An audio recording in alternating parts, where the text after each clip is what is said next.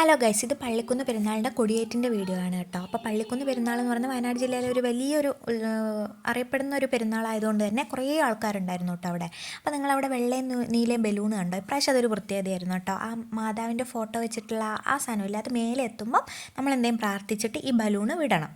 അപ്പോൾ ബലൂൺ ഇങ്ങനെ മേലേക്ക് പോട്ടോ. അപ്പം മുത്തു അതാ ഭയങ്കര പ്രാർത്ഥനയാണ്, മുത്തും അമ്മയും ഒക്കെ പ്രാർത്ഥന. എനിക്ക് പിന്നെ പ്രത്യേകിച്ച് പ്രാർത്ഥിക്കാനൊന്നും ഇല്ലാത്തതുകൊണ്ട് ഞാനിങ്ങനെ ഈ വീഡിയോ ഒക്കെ എടുത്തുകൊണ്ടിരുന്നു കേട്ടോ.